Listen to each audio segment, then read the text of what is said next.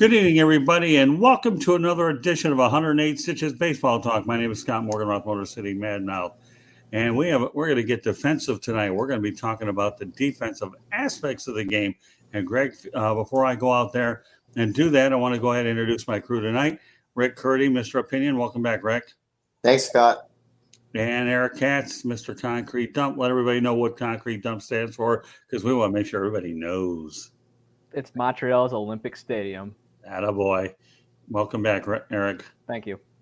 And Greg Fuchs, the author of this whole production here tonight called Baseball is Gold. So, Greg, why don't you give everybody a little bit of an overview? But before you do that, just want to let everybody know that to find 108 Stitches Baseball Talk, you can do so by going to the South Florida Tribune YouTube channel. Please subscribe to that. And it can also be located on iHeartRadio, Spotify, Spreaker, Google, Apple, wherever you get your podcasts as well. So with that said, Greg, take it away. Give everybody an overview, and then we'll proceed accordingly. Sure. I mean, one of the things I find different about baseball than other sports is defense stands out. I mean, I was watching ESPN's top 10 plays of the day the other day. I think 7 out of the 10 were defensive plays, okay? Nothing from basketball, not home runs and stuff like that. It was like 70% defensive plays. And when you think about it, how often do you see like a highlight of a great tackle in the NFL? Not too often. How often do you see a highlight of a steal in a basketball game? But you see highlights of great defensive plays all the time in baseball.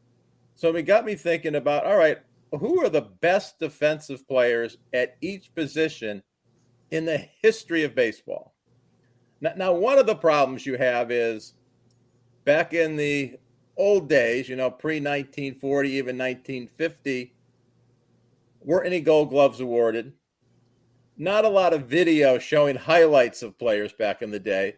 Plus, early baseball, the guys played with small gloves, which I just assumed led to fewer great plays because the glove was so small. So I pretty much focused on the era since 1957 when they started giving out the gold gloves. And I don't think anybody on my list played before 1950, okay?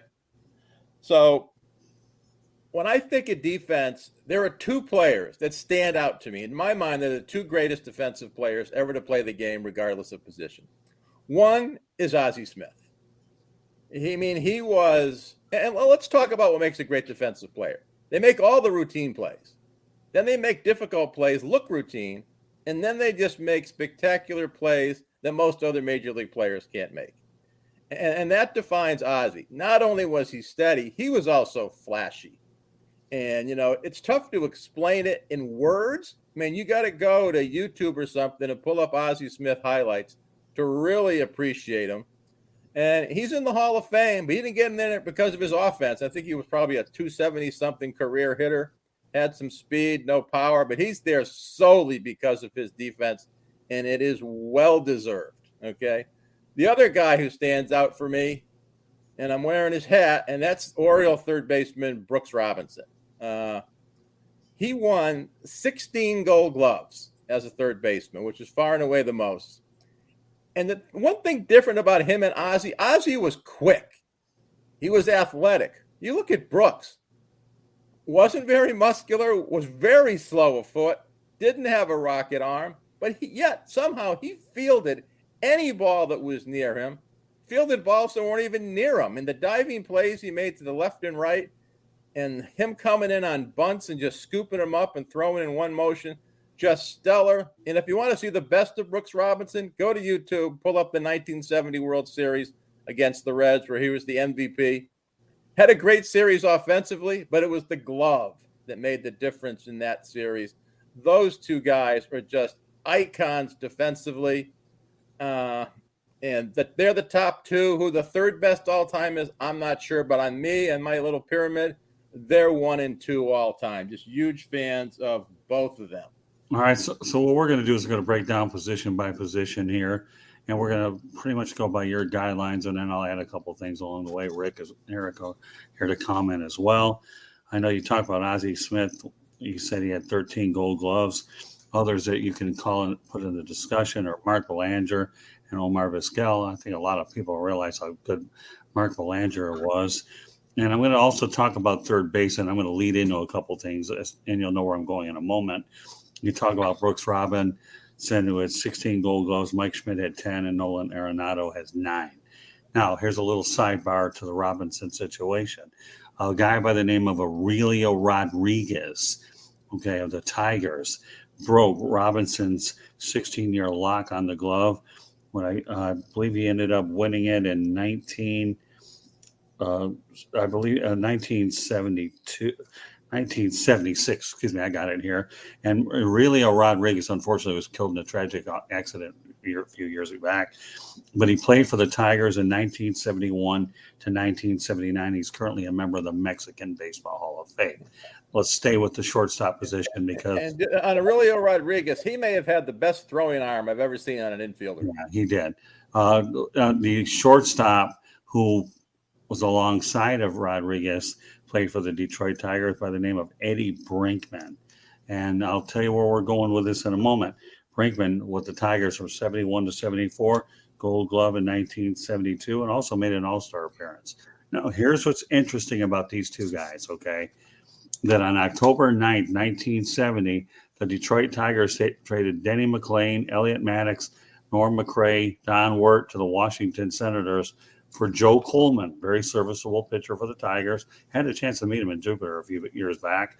Eddie Brinkman, Jim Hannon, and Aurelio Rodriguez. At that time, McLain was suspended, but Bowie Kuhn let the trade go through anyways, and he called it a very foolish gamble, which turned out to be a Tiger heist. So if you want to talk about guys who are very underrated that I grew up with, I don't think there was a better tandem outside of the ones we're talking about, Belanger and Robinson, than you would have seen at that time between Brinkman and Rodriguez. Now, we know the Tigers would end up having Lou Whitaker and Alan Trammell as your shortstop second base combo later on.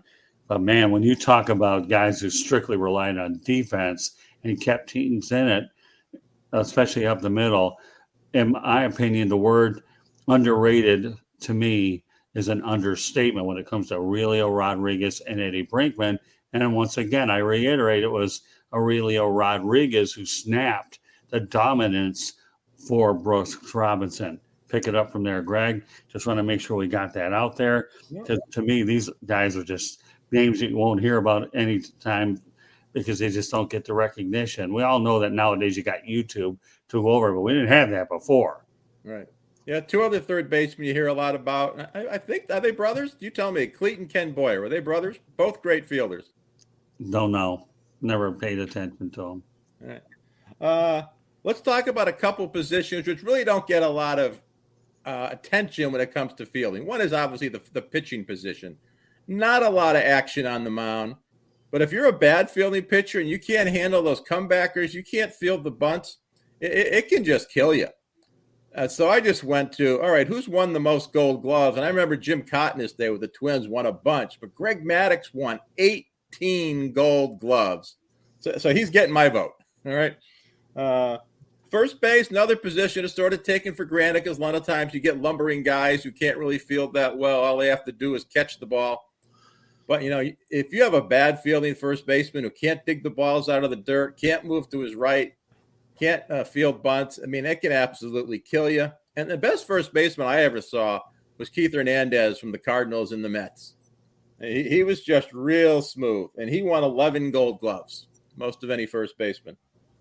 Second base, key defensive position in baseball. Been a lot of great defensive second basemen. But I think Robbie Alomar, I mean, he just had the range, the arm, the athleticism, made a ton of spectacular plays. And he won 10 Gold Gloves.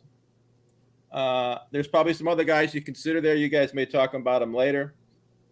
The catching position is unique because there's no other position like it in baseball. I mean, first of all, you need to call all the pitches. You need to block balls in the dirt. You need to throw out runners trying to steal. You need to field bunts. You need to catch the ball from the outfielder so some guy's barreling down upon you to score a run at the plate. Very unique position. Been a lot of great defensive catchers over the years. Ivan Rodriguez won 13 Gold Gloves. Yadi Molina still playing, has won 9. The guy in my mind, because I saw him a lot when he was playing, though, the guy I think is the best all time was Johnny Bench. Just had a great arm. blocked all the pitches. Just said, remember, people always talk about how soft his hands were. He would just cradle the ball when it went into the dirt. So Johnny Bench gets my vote for the best defensive catcher of all times. All right. That takes you to the outfielders. There have been a plethora of great outfielders. Most of them are center fielders. Your best defensive outfielder, for the most part, goes to center field. The guy who's the fastest, the guy who can field. And there has been a ton of great defensive center fielders. You can't just ignore the corner outfielders, because there have been a lot of excellent corner outfielders. Probably the one that stands out to me, and he's one of the three that I'd say is one of the top three all time for the outfielders, is Roberto Clemente. He just had the athleticism, the arm. He covered a lot of ground. So he gets my vote there over some guys like alkaline or Dwight Evans or Ichiro, who was probably the best defensive outfielder recently in baseball for the corner positions. Center field, got to go with Willie Mays for one of them. 112 gold gloves. Everyone remembers, because we see it a ton of times, that over-the-head catch he made against Vic Wertz in the World Series, like an iconic play. The other one is probably a little more controversial, and I admit I'm a little biased. But growing up as an Oriole fan, I saw Paul Blair play a lot. And he was noted for playing a shallow center field, so balls rarely dropped in front of him. And nothing was ever hit over his head that he did not catch. Another thing I remember about Blair, he rarely dove for a ball. He used to just catch everything in stride, just a tremendous defensive outfielder. And many times he scaled the center field wall, bringing back home runs. He didn't have quite the offensive reputation as some of the other gold glovers have, which I think helps. I think the better your hitter are, more likely you are to win a gold glove. But Blair still won 8, and to me, he was just outstanding. I mean, there's a bunch of other outfielders, especially in center field, who you could put on your list. But that's my 9. So have at it. Convince me otherwise. All right, so let's go over each position in the order for which we're going to do. I know that, and I may repeat myself a little, but then I'll be able to defer to everybody here. I already got, you have to say, Greg, now I'm going to go to Rick. Okay, we talk about Ozzie Smith, Mark Belanger, Omar Vizquel. The other two are pretty much, to me, they're just excellent shortstops. I know that we're talking about gold gloves in terms of shortstops all the time. I can tell you right now, Cal Ripken Jr. would certainly waver in there, and Alan Trammell, but they don't have the gold glove hardware as well. Ripken still holds the record for fewest errors in a season by a shortstop with 3. Right, and he didn't get the gold glove that year. It was Ozzie Guillen that got it, that had 17 errors. Yeah, what makes this a very stimulating conversation, there you go, Rick, you talk about Ozzie again. We base the show on defense and gold gloves. We don't base them on the greatest at that position, because you're leaving a lot of offense. You got Alan Trammell can make a case with the shortstop position, Ozzie Guillen, as you just mentioned. But Rick, we'll stay on track and in order here. Do you agree with Greg's list with Smith, Belanger, or Vizquel? I have, Ozzie Smith definitely is. To me, the greatest defensive shortstop ever. He was amazing what he did, and he started his career with the Padres all the way to the Cardinals. I mean, he used to do those backflips, and he's called the Wizard. There's a reason they call him the Wizard. So definitely, it's Ozzie Smith for shortstop. Yeah, and he was traded for Gary Templeton. Eric? Yeah. So in regards to all that, for shortstop, I definitely have Ozzie Smith. I mean, he's the Wizard. I mean, probably one of the greatest defensive shortstops of all time. I don't think we'll find another. But over at third base, definitely Brooks Robinson. You're called the human vacuum cleaner. I mean, how good does it get when every ball that's literally hitting your direction is going to be an out? Yep. Okay, and then your thoughts. Okay. Eric, on Mike Schmidt, who I think was probably more known for his power than his defense, although 10 gold gloves, nothing to be disappointed at. And Nolan Arenado, who's got 9 and counting. So we'll continue on. All right, let's go to first base. Okay, Keith Hernandez, 11.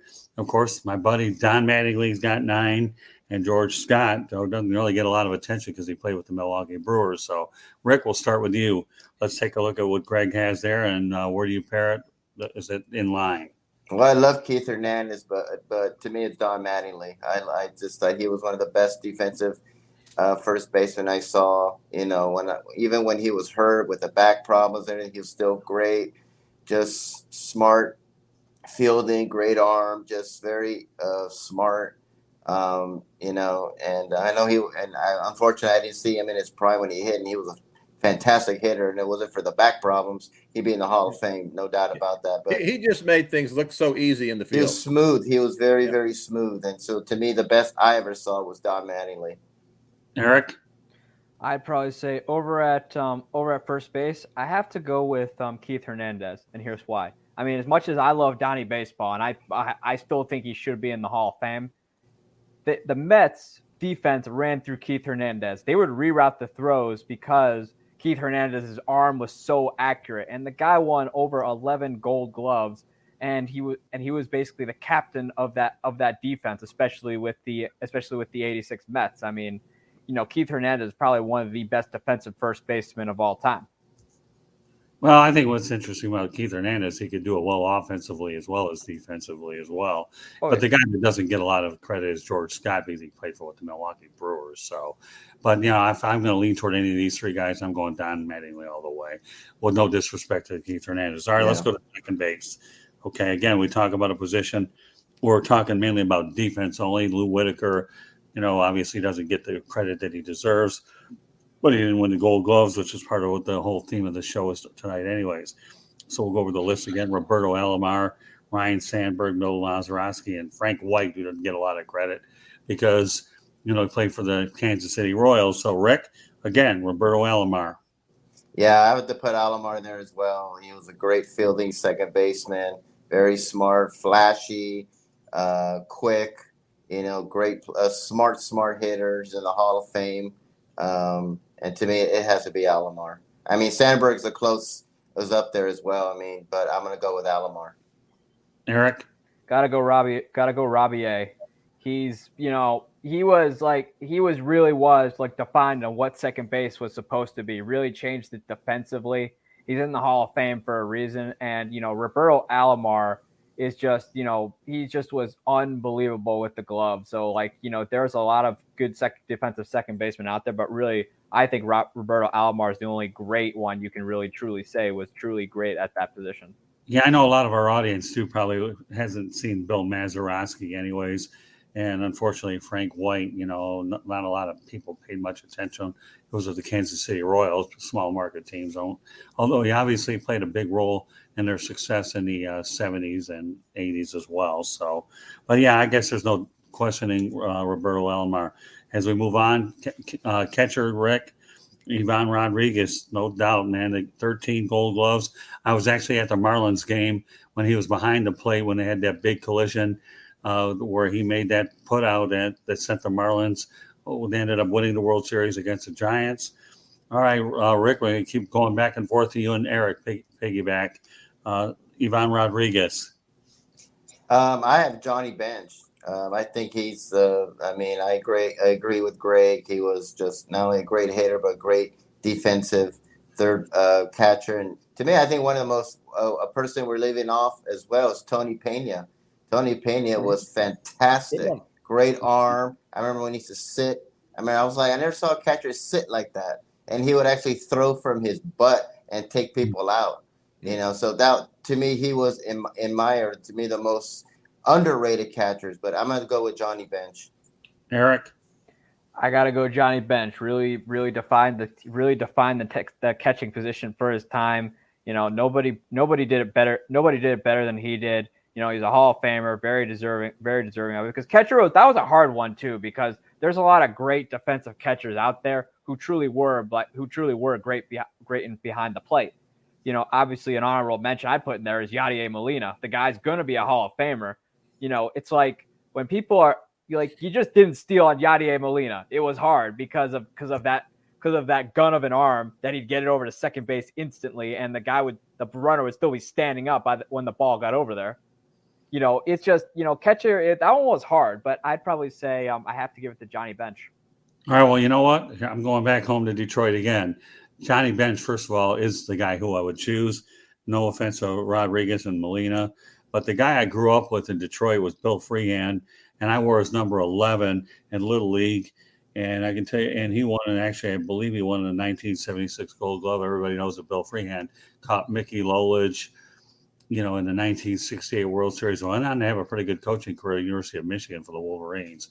But I wore his number 11 proudly. I played the position for 3 years. Some of my favorite interviews with MLB, minor league ball, or whatever you want to call it, all of them, is as a catcher. Because you got to remember what they do is more than just field their position. They're calling, they have to obviously call a game. I can tell you how many times I got nailed for catcher's interference, and how many times I used to get in the batter's ear and distract them and then get on the umpire. I even pulled a trick one time where if the umpire didn't give me what I want, I got out of the way and he got hit with the ball. I didn't care. And I would take mound visits like you wouldn't believe. Any psychology that I could have done as a young 80-pound scrawny kid that played Little League ball, I didn't care. I knew all the tricks in the world. So, yeah, I definitely have to go with bench, but I would put honorable mention, maybe call it the local Detroit bias. But Bill Freehand is a guy I grew up with. And you know what? To me, he was one of the most underrated catchers out there. And again, one of those guys, maybe some Detroit guys don't get respect for the Hall of Fame. Mickey Lolich and Bill Freehand are two of them. But Bill Freehand gets honorable mention. Johnny Bench gets I have another one, Bob Boone, to me. The guy was a master at framing pitches. He was fantastic. Yeah. And so he has to get an honorable mention. I think Bob Boone and Tony Pena, to me, are two of the most underrated catchers in history. I used to love framing pitches. That was a beautiful thing. I love that old mask. He had that old catcher's mask, too. Oh, I didn't care. I framed pitches. Loved it. I can tell you how many times I got hit on the wrist and how many foul balls I got dinged with. No, it has nothing to do with the concussion issues half these days, but I get the drill, man. I really do. All right, so let's go on to the outfielders. We'll go with the corner outfielders. Too many outfielders to mention, but Greg had a pretty good list. And we'll talk about, I think you started with the corner ones. You have Roberto Clemente and Carl Yastrzemski. And then other ones worth talking about are Ichiro Suzuki, alkaline, and Dwight Evans. All right, back to you, Rick. Let's talk about some corner ones. Yeah, that's a big Clemente. I agree. He was the best. I mean, it's just unfortunate he died in a plane crash, and coincidentally enough, he had his last hit was 3,000. But he was. People talk about what a great hitter he was, and he was. But he was also a great outfielder as well, defensively. So you can't go wrong with Clemente. And you get another one. You get two of them. Oh, and Willie Mays. No, corner. Oh, he was a corner outfielder. Willie was center field. That's right. Well, I like, as Greg said, Paul Blair, to me, is underrated. He's another, I believe he's another center fielder. Let's make sure that you're in the right place. Yeah. Okay. Well, I had one corner and two center fielders on my list, but you can go different. You can go. Well, that's fine. So. Well, who did you have for your corner? His corner, I'll go over it again. Okay. You got Clemente, Yastrzemski, Ichiro, alkaline, Dwight Evans. Not bad. They're all pretty good. Again, we're basing everything on Gold Gloves. We're not talking about just Well, Ichiro is amazing. Yeah. I mean, he's the best that I ever saw. Not only to me, the best modern day hitter in my era, but also a great outfielder, great arm, a heck of a pitcher. Saw him throw out the first pitch at a game. So you can't go wrong with Ichiro. And can you imagine if he started his career in Major League Baseball and not in Japan? He would have like 4,000 hits in Major League Baseball. So amazing guy. Makes you kind of wonder. I actually wonder when he actually gets inducted one day, whether they'll count some of his hits and mention him on his plaque about what he did in Japan as well as what he did. I think it would be incredible. I do think he got 3,000 hits in MLB. He got 3,000 hits, and he actually holds the record for most, altogether in Japan and Major League Baseball. So, but they're not going to count that. But it's amazing. He got 3,000 hits, and he didn't even start his career in Major League Baseball, which is amazing. So, imagine if he started his career, that he would have been phenomenal. I wouldn't be surprised though if they mentioned it on his plaque that what he did do, since it is baseball history. All right, Eric, give us your crack of the corner. Crack of the corner. Well, to start, I have to go with Roberto Clemente. I mean, nobody. He was more before, he was really getting going. Because remember, he was playing at Forest Field in the beginning of his career, which is a hitter's graveyard. The guy played the wall. The guy had an arm like a rifle. I mean, nobody tagged up on him because he was going to get you. That's just how strong of an arm he was. and he knew how to play the bounces off the wall at Forbes Field and then the next ballpark, which escapes me at the moment.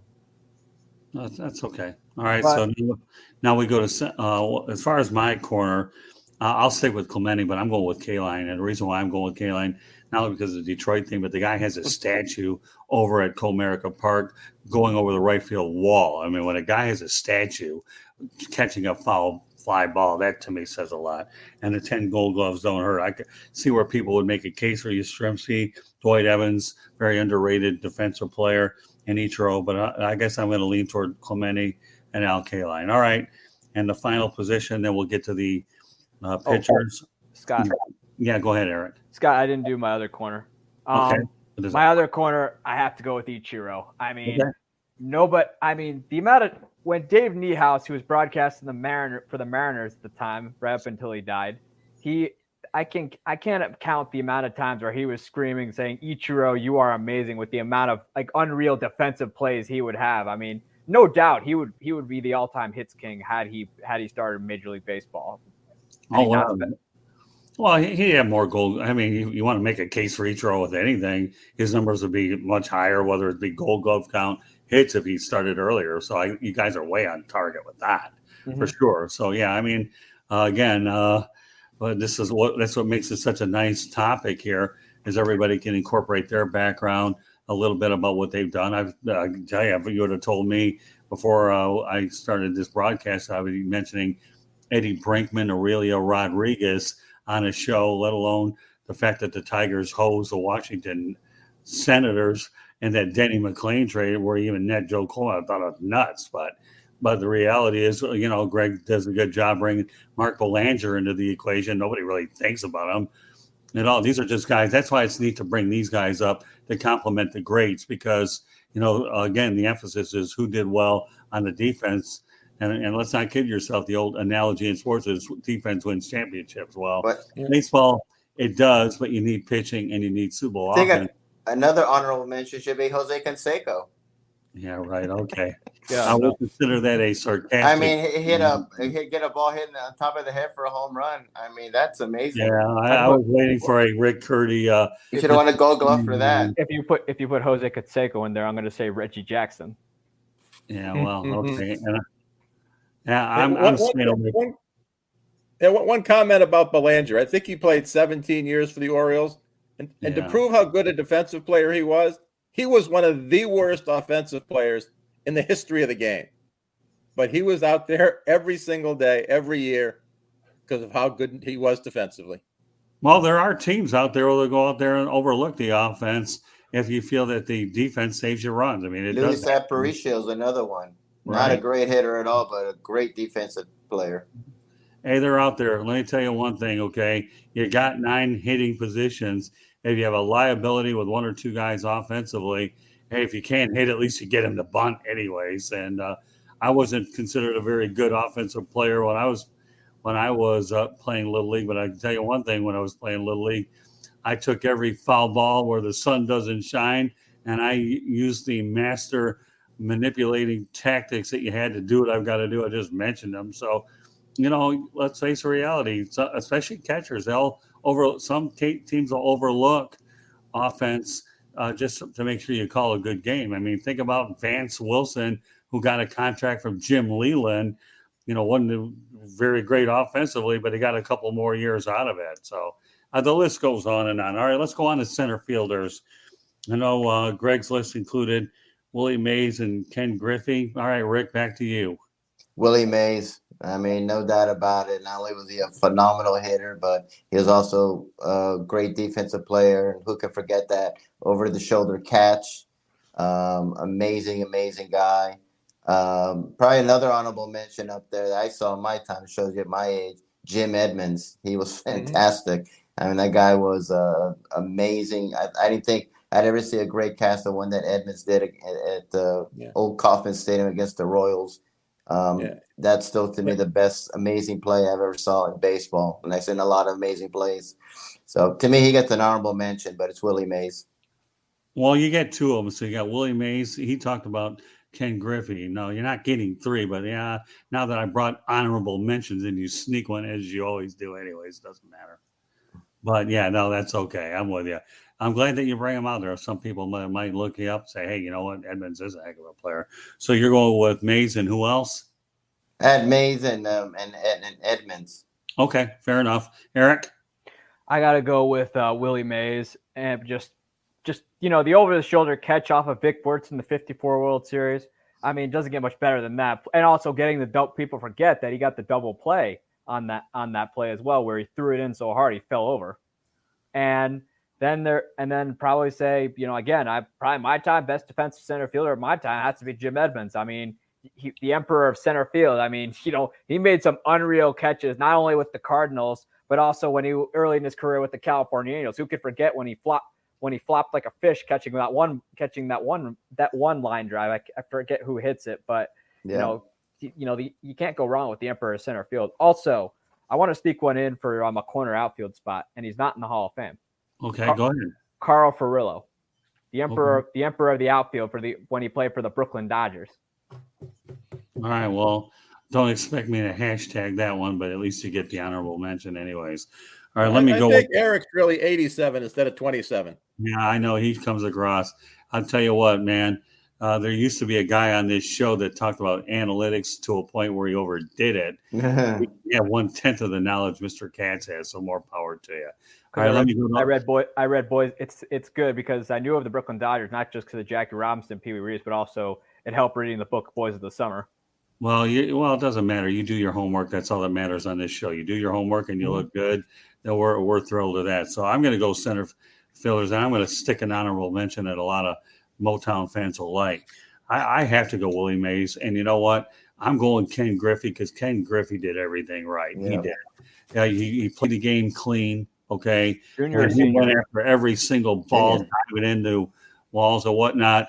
And if Bryce Harper wasn't so reckless, I would almost put him into discussion for A for effort. But the guy I'm going to bring up right now played a big role in the 1968 World Series when they needed him. Alkaline was out for a period of time, and they moved Mickey Stanley to shortstop to get rid of the bat that they have. I believe it was Don Wirt ended up sitting out. Mickey Stanley gets moved over to shortstop. Alkaline is in the outfield, but there you go. But again, though, all speaking aside, I got to go Mays, and you got to go Ken Griffey. Ken Griffey Jr. did it right offensively, and he went after balls that most people wouldn't even have the guts to dive into. I love Ken Griffey anyways. Me too. He's a guy that I think should have gotten 100% of the vote and didn't. But, his only downfall is he crashed into the wall so many times he was on the disabled list a lot. Well, I know that. I get that. But you know what? He still caught him, though. I know how often he was on the DL. He played for Cincinnati, played for Seattle. But you know what? Doesn't matter to me. His effort, his power prowess, and his defense to me. These are, Greg, for a change, I'm agreeing you with that too. So take it for whatever it's worth. Okay. I have no problem. If you want Griffey on there, I got no problem. Greg, I know, but I'm agreeing with you. Greg, I played outfield because of Ken Griffey Jr. What's that? I played outfield when I played baseball because of Ken Griffey Jr. Well, yeah, and it's funny, when you talk about little leaguers, they play certain positions for players that they respect, idolize, and fan. And I enjoyed the way Bill Freehand did things, and I enjoyed the way he called games. I did the same thing. So we all emulated somebody. Denny McLain's 31 wins. Freehand was behind the plate for that. I know. Yeah, I remember. But the one thing I have in my office at home is the photo of Mickey Lolich and Bill Freehand, and I had the good fortune of doing a broadcast with Mickey Lolich and spent time with his house in southwestern Florida. Okay. All right, well, we're going to get to the pitchers, and we're going to call it a night. Okay, obviously, Greg, you gave yours. So, all right, Rick, you got who the Gold Glovers. Just give me one pitcher that, aside from gregmaddux, that you would put on your list. We're going to give you one. It's besides gregmaddux? Yeah, because Jim Cott. Yeah. Jim Cott. I mean, I don't think a lot of people realize how great of a pitcher he was. I think he's barely going to the Hall of Fame. He should have been there a long, long time ago. Yeah. I just remember him as an announcer. And, as I started getting more into baseball, I was like, wow, he was a fantastic pitcher that you don't hear much about. He's very, very underrated. And I know Maddux broke his record, most Gold Gloves, but he had it for a long time. So it has to be Jim Kaat. Eric? You're going to be surprised this one, but besides Maddux, obviously the greatest defensive pitcher of all time, I got to go Mike Mussina. You know, I read him on that list too. All right, go ahead. Explain why you're going with Mike Mussina. I mean, everybody knows the guy was an absolute strikeout machine, but the guy could field the position. Like the amount of comebackers he took, the amount of line drives hit right at him that he caught. The guy, I mean, you know, he gets a little overshadowed just because he played the same era as Greg Maddux, just because it was just unfortunate timing there where he was just happened to be playing around the same time. But he was a great defensive pitcher, and he won Gold Gloves the same time Maddux did. And Maddux was in the National League while Mussina was pitching for the Orioles and the Yankees in the American League. It's too bad he couldn't win a ring with the Yankees. All right, and I'll go to my list. You know what? I'm with you, Rick, all the way. I mean, I realize Greg Maddux has the most Gold Gloves, but I like Jim Kaat. I think the only thing I like about Jim Kaat was not only did he play field his position well, he didn't take forever to deliver the ball. I mean, you want to talk about a guy who would be pace of the game. Rob Manfred would be doing cartwheels over his delivery. He'd get the ball, go back, fire it. You would, if you had a pitch clock to define what Jim Kaat was, I think he got rid of the ball in about 10 to 12 seconds by the time he got on there. He didn't get the hitter an opportunity to go out there and do his business, whether it's the gloves or whatever you want to call it, to get these guys mentally ready. And few people realize, though, that Bob Gibson had 9 Gold Gloves as well. So not only was he a great strikeout pitcher and a great pitcher, but having 9 Gold Gloves isn't so bad for Bob Gibson as well. Now, I know that Greg had a list talking about it. I'm not giving a list about positions. I don't care. I think my list was suited enough to let people draw their own conclusions. But I will go over Greg's list again. So, Greg, go over your list you had one more time, and then we'll have some closing thoughts. Sure. First base, I had Hernandez. Second base, Alomar. Shortstop, Ozzie Smith. Third base, Brooks. Catcher, I had Johnny Bench. Pitcher was Maddux. In the outfield, I had Willie Mays, Roberto Clemente, and the underrated Paul Blair. Okay, well, that's good. And you know what? I don't need a list. I think just by listing the players that I did is soon enough. I would rather let everybody draw their own conclusions. Rick, do you have anything that you want to that comes close to resembling?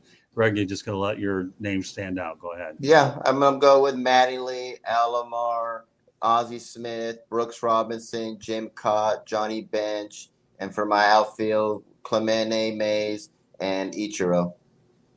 What about you, Eric? For catcher, I got to go Bench. First baseman, I got to go Hernandez. Second base, Alomar. Third base, I got to go Brooks. Shortstop, I forget what I put. Sorry, guys. Ozzie Smith. Outfield, I got to go Ichiro. And I also have to go Roberto Clemente. Center field, I got to go with Mays. And pitcher, I got to go with Maddux. But besides Maddux, I'd go Mussina. All right, well, then, you know what? I'll provide a list just to add completeness to the whole thing. Shortstop, even though I did mention Eddie Brinkman, who doesn't get any notice, you have to go with Smith. It's the obvious no-brainer of the group.